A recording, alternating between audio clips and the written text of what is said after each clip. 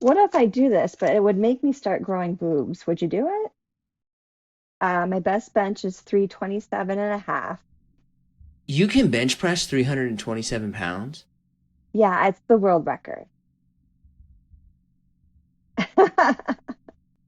Man, I feel like I'm revealing some of my ignorance here in this, but I can't believe you can do that much. Like, I wouldn't have not have thought somebody that size could physically be able to do that. I get that a lot. And then I get it a lot that they assume I'm using performance enhancing drugs, but I'm in a drug tested organization. I've been drug tested. Actually, I was just drug tested on Saturday. They showed up and said, "Okay, pee in this cup." But but you're not doing them currently or you've never done them? I've never done them in my entire life. I think I have. My husband likes to keep track of this stuff because he thinks it's cool, but I think I've had over 60 drug tests in my career. Why? I don't know if this is like, but why not, right? Like, how come you've never just like, man, I wonder what I could do if I did this? Oh, I don't need it. Well, I don't need it, but also I still like to maintain my femininity, and it's pretty hard to do that when you're taking performance enhancing drugs. I think they're just not healthy for you. They're bad for you. So I'm very much into my health and eating well, and I just that I know people do it, and that's fine. That's their choice. There's powerlifting organizations that don't drug test, so if you're interested in using performance enhancing drugs, you can, go do it. Um, but not where I lived. I would just be so tempted to find out like what if I did this? Man, Yeah, but you're not a girl. What if I said, what if I do this, but it would make me start growing boobs? Would you do yeah, I probably wouldn't do it then, it? right? Yeah, that's a little bit different. Yeah, it'd make you start having a high voice and then boobs, and then maybe your penis would shrink up. Would you do performance enhancing drugs to see how much you could lift? I mean, maybe if I could do a lot, right? Like if I went from like doing 250 to 500, I'd be Listen, like, that says a okay, lot about you. I know it does. Well, I would do it because I would be curious of like what I was capable of. I guess I feel like it's different because like powerlifting, no one's really making a lot of money at it, right? It's not like the NFL. If you take performance enhancing drugs and you perform well, you're making like huge bank, or something like this. For our meets, like we have prize money at our events and stuff, so you might win a few grand if you're good, but it's not like you could live off it. So for me, that wouldn't make sense.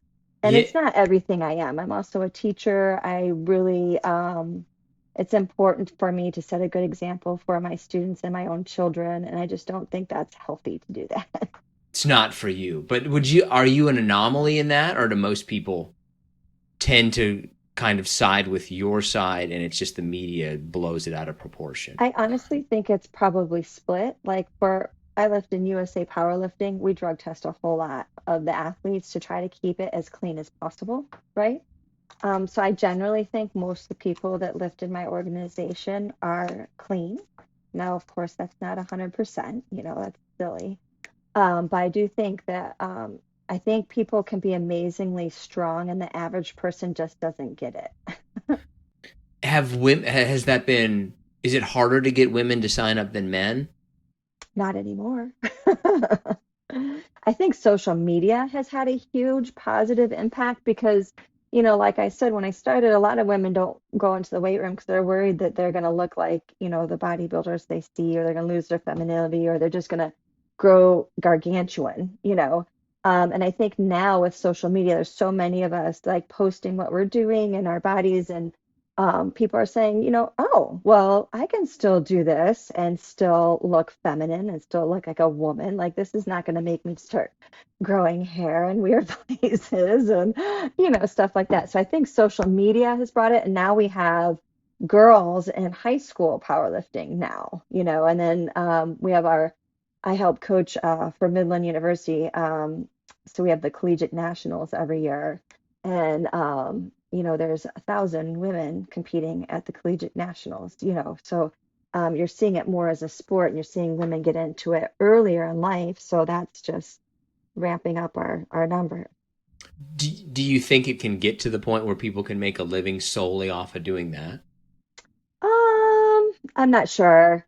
Like there's people that do like online coaching and stuff like that, or open their own gyms, whatever. So they're able to sort of maintain their like an income with that. I think unless our sport gets mainstream and we pick up like some major sponsors, probably not. It's hard to say. I mean, it's growing so huge right now. Like our membership numbers are like off the charts. I'm the state chair for powerlifting in North Carolina here for USA Powerlifting, and we can't have enough competitions. Like they fill up within 2 days, and then we have to start a wait list, and it's crazy. And we're putting on one every other month. It's just like we can't almost keep up with the demand. It's been nuts. Is that is any part of that like a shift in how people working are working out? Because I feel like before, when I always think of women working out, like it's just all right, go to the elliptical machine. Well, I think there's like just so much more available now. Now we have YouTube, so we have resources for people to go to find out how to do things. People follow, their favorite lifters. So that's good. Now we have online, coaching. So if you don't have a coach near you, you can have an online coach to kind of help you get started. But the one thing about powerlifting is we have like an amazing community. Like the people are supportive and welcoming and fun to be around. And so once someone is brave enough to, enter a powerlifting meet, they all of a sudden have like this tribe or this community of people that's super supportive, and they're all kind of into it for the love of this commonality. And it's the one thing that's kept me in the sport for so long. We've made so many wonderful friends over all the years that we still hang out with. We talk about our training. We, throw ideas back and forth. And especially the women, there's been a huge increase in women starting in their 40s, which has been so cool. Like that, I don't know if I, and I sort of relate to that because I'm going to be 50 in a couple of weeks here.